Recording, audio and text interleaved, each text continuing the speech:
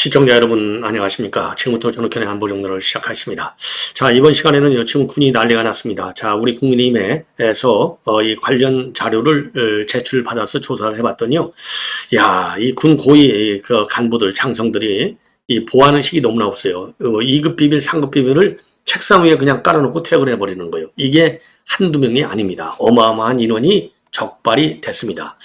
굉장히 참 충격적입니다. 장성급 이상 무려 말이죠. 6본에서 6명, 그리고 해군에서 해군본부가 3명, 그리고 공군본부가 5명, 해병대 사령관 3명, 17명이 지금 적발이 됐어요. 대부분이 장성급 인사입니다. 장성급 인사. 장성급 인사 17명이 1급 비밀을 갖다가 지 멋대로 방치한다? 이거 어마어마한 것이죠. 예.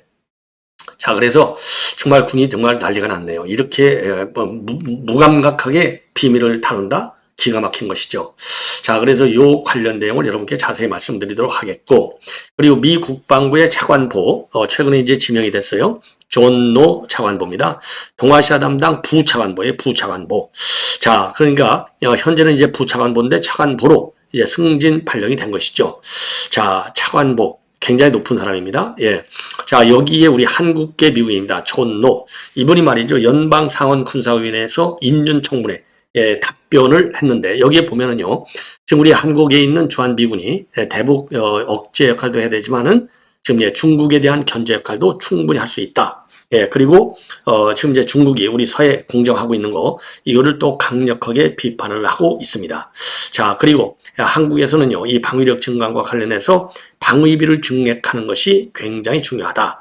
이런 입장을 내놓고 있어요.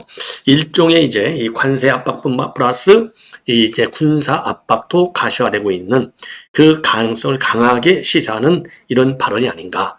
자, 이 얘기는요, 이 기본적으로 이재명 정부가 친중 경사가 상당히 심각한 것에 대한 확고한 견제와 압박의 메시지다. 이렇게 판단이 됩니다. 자, 그래서 이 내용도 여러분께 자세하게 좀 설명을 드리도록 하겠고요. 그리고 이제 관세 폭탄 때문에 우리의 대미 수출이 아주 현저히 줄고 있어요. 그래서 이 내용도 말씀드리고, 그리고 트럼프 대통령 이 에이펙 일정을 보면요, 그동안에도 많은 논란이 야기되어 왔는데, 최종적으로 보면은요, 물론 아직도 이제 한 20여일 시간은 남아 있어요. 그러나 지금 29일 날 하루 당일치기로 온다는 거 아니에요? 근데 아직도 당일치기다, 1박 2일이다. 그리고 이재명을 만난다. 요 일정이 아직도 좀 유동적인 것 같습니다. 예.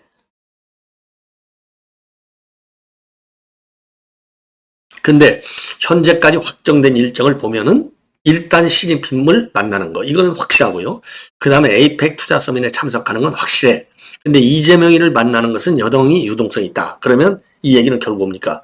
별로 만나고 싶지 않다는 얘기가 아니겠어요? 아니, 에이펙 정상회담을 주재하는 국가의 정상을 만나지 않고 간다. 이거는 나라망신이죠. 예. 자, 그래서 이 부분에 대해서 우리가 굉장히 충격적인 일정이라고 보지 않을 수 없는데, 정부가 외교력 노력을 총통을 해서 20분짜리에 10분짜리라도 꼭 만나야 된다. 이런 말씀을 다시 한번 드리고, 트럼프가 말이죠, 이 이재명을 별로 좋아하지 않는 이유는 여러 가지가 있겠지만은 기본적으로 쉐쉐, 이것 때문에 그런 거 아니겠어요? 그래서 지금 이 관세 협상도 타결이 지금 안 되고 있어요. 자, 그런데 이제 또 좋아하지 않는 결정적 반증이 하나가 뭐냐? 이재명은 말이죠, 지난 6월 4일 날 당선이 됐는데 7월 30일 날, 그러니까 관세 협상이 타결될 때 처음으로 트럼프 대통령이 직접 SNS에 축하한다라고 했어요. 그리고 미 국무성에서 대신에 축하한다라는 얘기를 했을 뿐입니다. 예. 그리고 저 트럼프 대통령이 이재명하고 통화하고 나서 통화했다는 내용을 백악관의 홈페이지에 올리지도 않았어요. 자, 그런데 일본 총리는 당선이 됐는데 당선된 지 이틀 만에 축하 메시지를 직접 올려요. 우리가 2달 걸렸는데 일본은 이틀밖에 안 걸려. 자, 그리고 일본 총리는 아직 취임도 또 안 했어. 네, 취임도 안 했지만은 벌써 축하 메시지를 날리는 거예요. 이 얘기는 지금 이제 트럼프도 우파, 그리고 일본 총리도 강성 우파라는 거 아니에요? 지금 우리가 한미일 안보 협력 관계, 외교적인 협력 관계를 강화시켜야 되는데, 경제적으로 안보적인 면에서 이게 기본으로 돼 있잖아요. 대한민국 외교에. 자, 그런데 지금 이제 가장 중요한 파트너, 동맹국인 일본과 지금 미국은 강한 우파예요. 그냥 우파가 아니라 강한 우파. 그런데 대한민국은 지금 강한 좌파의 대통령, 정부. 이거를 과연 미국과 일본에서 어떻게 되겠느냐, 어떻게 보겠냐 이겁니다. 그래서 대한민국의 외교안보, 이 지형에 급격한 변화가 오고 있고 상당히 우려스러운 국면이 진행되고 있다. 이렇게 볼 수밖에 없어요. 그리고 최근에 말이죠. 여러분들 제가 이미 여러 개 말씀을 드렸지만은 지금 2030 세대들의 집회 참여가 굉장히 지금 이 강하게 나오고 있는 것 다 아시죠? 예.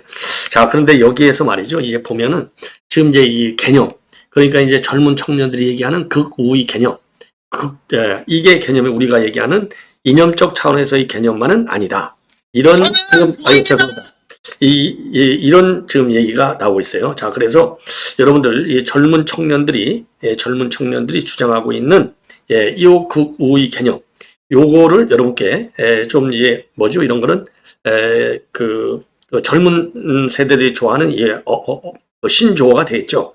요거를 좀 우리가 아는 게 좋지 않을까 싶어서요. 저도 이제 여기저기서 이제 저도 이 방송을 보고 또 우리 이제 그 젊은 분들로부터 저도 직접 듣기도 하는데요. 여기를 보면은요, 이 극우의 개념이 지금 미리 좀 말씀을 드리면 아주 굉장히 뭐라 그럴까요? 의미심장한 단어로 되어 있습니다. 극우. 극우가 뭐냐? 극도로 우수한 사람이 극우라는 겁니다. 극도로 우수한 사람. 그리고 또 극도로 나라 사랑하는 사람이 극우라는 거예요. 그 다음에 또 극도로 자유를 사랑하는 사람. 그러니까 우수한 사람, 나라 사랑하는 사람, 또 자유를 사랑하는 사람. 자유. 이게 나라 사랑하려면 대한민국의 헌법적 가치가 자유민주주의잖아요. 그러니까 당연히 자유를 사랑해야 되는 것이죠. 그리고 당연히 이제 우수한 사람이 이 헌법적 가치를 제대로 알 거 아니에요. 예, 제대로. 예. 자, 그래서 이 극우라는 개념이 이렇게 지금 달라지고 있다. 젊은이들이 쓰는. 그래서 젊은이들의 이런 챌린지, 이 정신을 우리가 배워야 된다. 이런 얘기가 에피소드가 나오고 있어요. 예. SNS에 많이 이런 글들이 지금 오고 가고 있다고 합니다. 자, 그래서 제 방송을 좋아하시는, 그리고 많이 시청하시는 여러분들께서도 이 젊은 사람들이 좋아하는 요 극우의 개념을 참고적으로 극도로 우수한 사람, 극도로 나라 사랑하는 사람, 극도로 자유를 사랑하는 사람. 예. 자, 이런 의미, 새로운 의미, 이런 거를 여러분께서, 지금 참고적으로, 지금, 그래서 이 청년들이요, 이 노래, 그리고 SNS 글, 이런 글들에도 이런 의견이 지금 많이 나오고 있다고 합니다. 자, 그래서 제가 말이죠, 이와 관련해서 SNS에 지금 나돌아다니는 요 극도로 우리나라를 사랑하는 극우들, 극우 챌린지 활동이 나오는 거예요. 극우 챌린지. 한번 직접 한번 들어보시죠. 극우 챌린지 내용. 예. 한번 보시죠.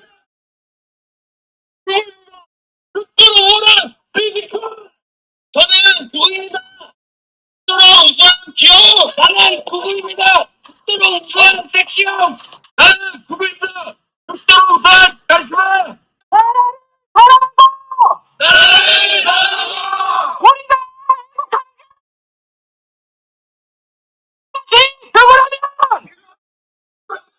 우리가 그거다. 아주 재밌게 다시 한번 들어보시죠.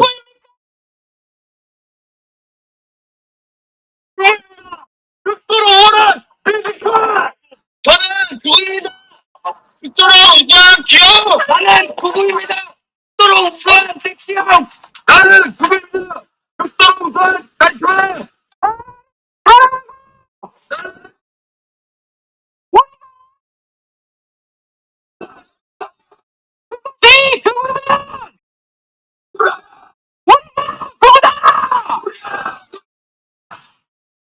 야, 아주 이 극우 챌린지, 그런 게 젊은, 20대 젊은 우파 청년들이 이 극우 챌린지 활동을 벌이고 있어요. 그래서 아주 그 의미하는 바가 상당히 정치적으로 또 사회적으로 국가적으로 굉장히 중요한 것 같아요. 그래서 여러분들께서도 이렇게 젊은 청년들이 외치는 극우의 새로운 개념, 이제 극우라고 하면 지금 이제 민주당 쪽에서, 그러니까 진보 좌파 쪽에서 이 극우의 개념을 씌워가지고 이제 가짜 뉴스 메이커들, 예, 이렇게 지금 몰아붙이고 있는 상황이 돼버렸는데, 요거의 정면으로 지금 반항하는, 챌린지하는, 맞싸우는 이런 기량, 그리고 이 기강, 이거를 우리가 엿볼 수 있는 것이 아닌가. 그래서 든든한 이런 생각이 드네요. 예.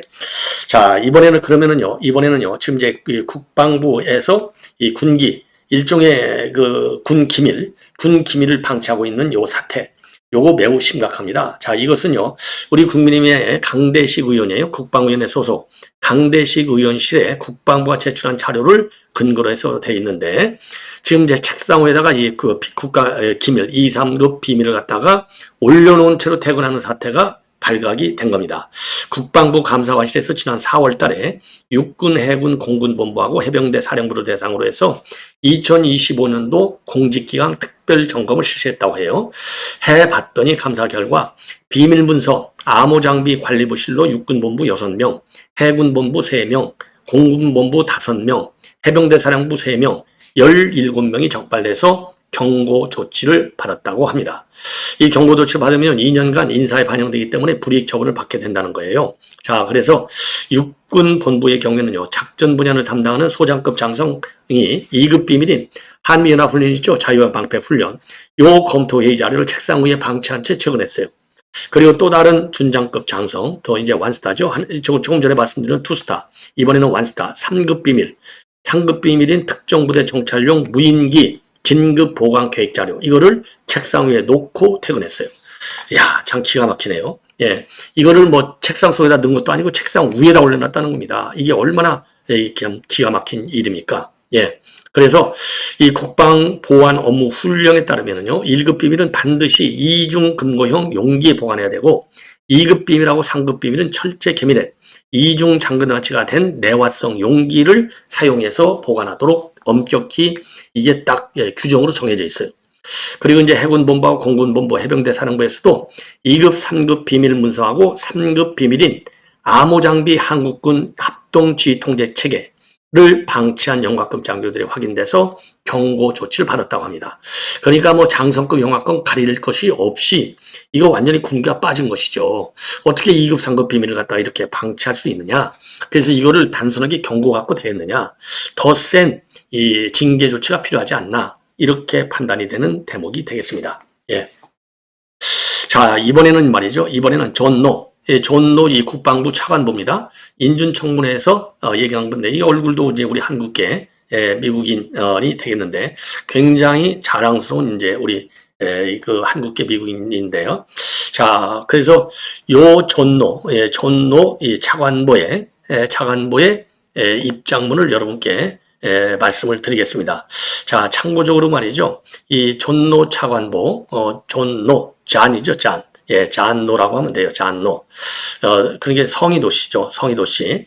자, 이분은요, 이 한국계 미국인인데, 예, 지난 6월 달에 차관보직, 즉, 인도 태평양 지역 안보 담당 차관보직에 지명이 됐습니다. 자, 그래서 여기서는요, 주로 이제 남북한, 중국, 대만, 일본, 호주, 뉴질랜드, 인도, 이런 나라가 해당이 되고요. 이 존노 요 차관보는 스탠포드대 로스쿨 출신으로 되어 있고요. 그동안 변호사도 하고 연방검사도 했고요. 미 육군 장교로서 아프가니스탄에서 보병소대를 지휘하기도 했다고 합니다. 그리고 국방부 군부 절에는요, 미 하원의 중국 특위에서 일을 했다고 합니다. 중국 특위에서 일을 했어요. 자, 그러니까 뭐 아주 전문성이 있는 관료라고 볼 수 있죠. 자, 그래서 요 인준청문회에서 한 발언 내용이 굉장히 의미 있는, 우리가 꼭 알아야 된다. 자, 그래서 최대, 즉 인도 태평양 쪽에서의 최대 안보 위협은 여러분들 뭐 다 아시다시피 중국 위협이다. 그래서 중국 위협을 억제하기 위해서는 한국과 일본과 같은 동맹국 역할이 중요하다. 특히 한국과 관련해서는요, 주로 한미동맹의 대북 재래식 억제에 집중해야 하지만은 많은 역량이 대중 억제에도 기할 수 있다. 그러니까 대중 억제, 대만의 위기 사태 때 한국군 전략적 유연성, 이거 해야 된다, 이런 얘기나 마찬가지인 거예요. 그리고 인태 지역에서의 안보 우선순위에 대해서는요, 여전히 가장 심각한 군사적인 위협으로 남아있는 중국을 억제하는 데 중심을 둬야 한다.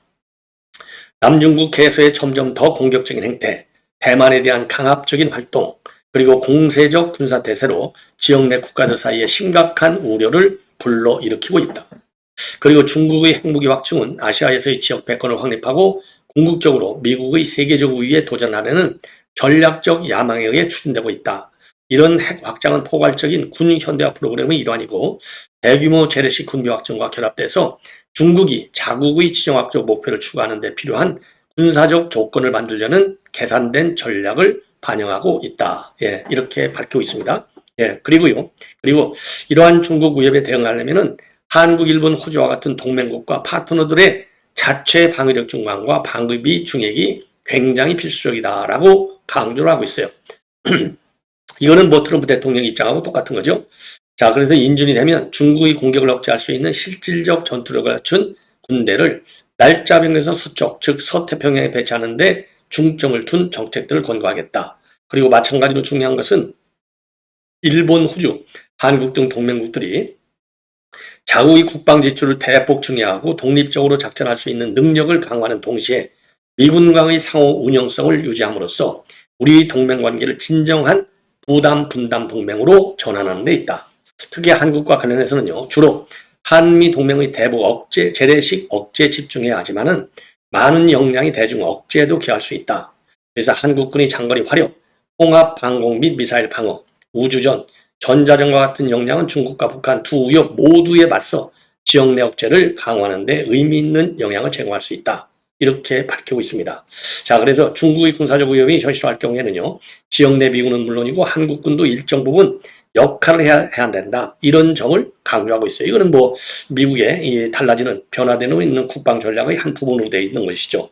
그리고 중국은 올 초 이 잠정 조치 수역, 서해죠. 여기서 무단으로 구조물을 설치했지 않습니까? 자, 그래서 이거를 조사하려던 우리 해양조사선을 중국 해경관계에 나타난 중국인들이 무력으로 가로막기도 했어요. 이와 관련해서 서해에서의 중국의 활동은 한국을 위협하는 데 목적이 있다. 인준된다면 이러한 활동을 검토하고 적절한 대응을 제안하기 위해서 미 정부의 동료들 그리고 한국 측 카운터 파트들과 협력하겠다. 이렇게 입장을 내놨습니다. 자, 옳은 얘기죠. 자, 그래서 이 서해에서의 중국의 이 활동 굉장히 위험하다. 자, 이걸 보십시오. 서해에서의 중국의 활동. 자, 이렇게 지금 다양한 형태의 구조물을 서해에 설치하고 있어요. 얼마나 다양한 활동, 이런 구조물. 이게 서해 공정이잖아요. 서해 공정. 이거 굉장히 위험한 활동이다. 요거를 이제 우리 한국 정부, 그리고 이제 미 국방부의 동료들하고 대응 방안을 강구하겠다 이겁니다. 그러니까 이거를 우리 한국 단독으로 대응하기에는 중국의 위협이 더 커지고 있다. 이 점을 지적하고 있는 겁니다. 예. 자, 그 다음에 말이죠. 이 트럼프 대통령, 지금 여러분들 잘 아시다시피 조금 전에도 말씀드렸지만은 지금 다카이치 사나에 자민당 총재 당선 이틀 만에 직접 총리로 선출되는 것을 축하하는 총리로 선출된 거. 그러니까 총재로 당선됐는데 총리 선출은 15일이거든요. 아직도 일주일 이상이 남았어요. 근데 벌써 이틀 만에 총재 당선됐는데 총리 선출된 것을 축하한다.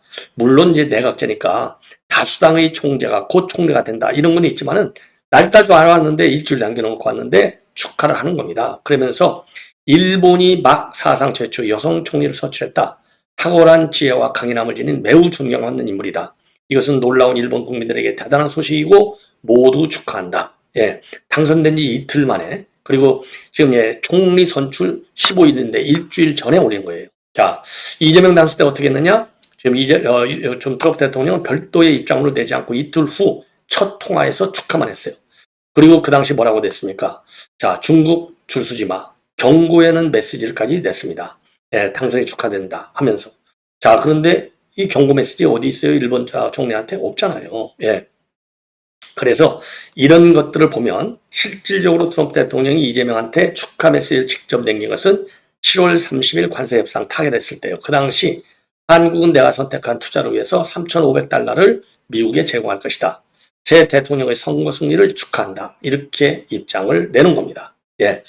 자, 그래서 지금 이제 27일 날 일본 동부를 방문해서 다카이치 신임 총리하고 대면한 뒤에 에이펙 정상회담에 참석하는데 29일 하루만 하고 지금 이달 31일 날 열리는 30일하고 1일 날 열리는 에이펙 정상회담에서는 참석을 안 하고 바로 떠난다는 겁니다. 자, 그러면 누구를 만나느냐? 시진핑만 만난다는 거예요. 시진핑만 만난다. 이게 얼마나 기가 막힌 일이냐. 이렇게 우리가 비판하지 않을 수 없는 대목. 대미 외교가 완전히 실패했다라고 볼 수밖에 없어요. 그리고 이제 무역협회가 말이죠. 무역협회가 올 1월부터 7월까지 미국의 10대 수입국 수력을 쭉 한번 살펴봤습니다. 쭉 자료를 냈는데 이걸 보시면 우리가 지금 관세 협상의 타격이 얼마나 큰지를 알 수 있어요. 자, 이걸 보시면요. 금년 1월에서 7월까지 작년 대비, 작년에는요, 1위가 이제 미국에 수출한 나라 1위가 멕시코, 올해도 멕시코죠.